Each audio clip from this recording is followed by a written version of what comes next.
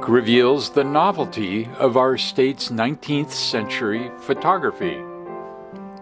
How many times have you aimed your smartphone to capture a face, a meal, a repair project, a pleasing scene?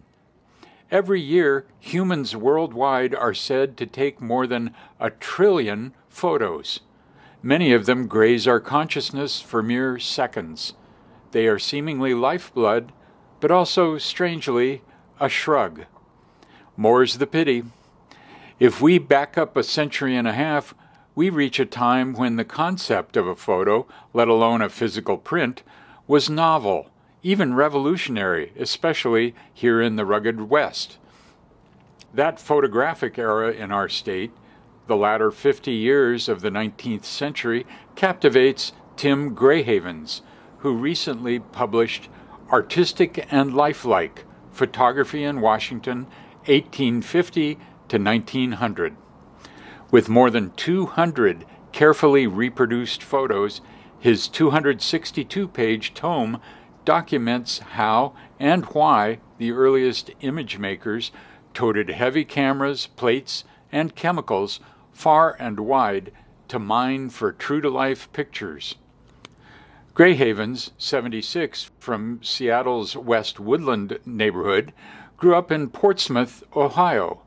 As a grade schooler, he often visited a local photo studio whose owner introduced him to his darkroom. "I was hooked as soon as I saw my first print develop in a tray of chemicals," he says. Reaching college, he wanted to be the next Ansel Adams. Life steered Grayhavens to a different career, directing the Wilberforce Foundation, a Ballard-based nonprofit that dispenses grants for conservation causes. But retirement prompted him to revisit and approximate childhood dreams. His encyclopedic chronicle of vintage images also profiles many of the state's 500 earliest photographers.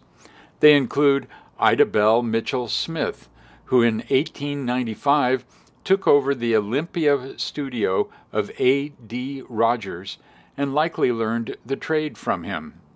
She offered holiday portraits of all styles and grades with pastel and crayon enlargements. Grayhavens covers signature scenes, such as the 1860 Yesler House, considered Seattle's first photo, and the 1889 Great Seattle Fire, leavening them with substantive and obscure excursions to logging and railroad sites and the portraiture of Native Americans, including Chief Seattle and his daughter Kiki Soblu. Throughout, Grayhavens supplies researched context while cautioning readers not to make faulty assumptions, such as trusting the words scrawled on the backsides of prints. An overarching theme is the profound importance that Washingtonians placed on such a personalized art form. The real meanings of early photos emerge only by understanding the culture and society in which they were created, he writes. People soon recognized that having lifelike and easily accessible depictions of loved ones was more important to their happiness than almost anything words might contribute. In today's flood of taken-for-granted photos, dare we summon such deep appreciation? In our first then photo, this 1895 scene from Tim Grayhavens' book is of Ida B. Smith's studio in Olympia at 520 Main Street, today's Capitol Way. It reveals tools of the early photo trade, including a large view camera and tripod, real and painted curtains, angled skylight, circular sunscreen, and props. In the center could be Smith, as this woman resembles other known portraits of her.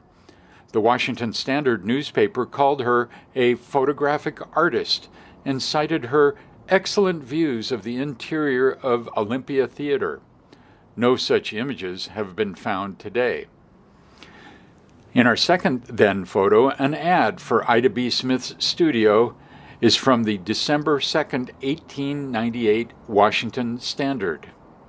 In our third then photo, from Grayhavens' book, James Offutt of Olympia with a bundle of hops, 1860 to 1870.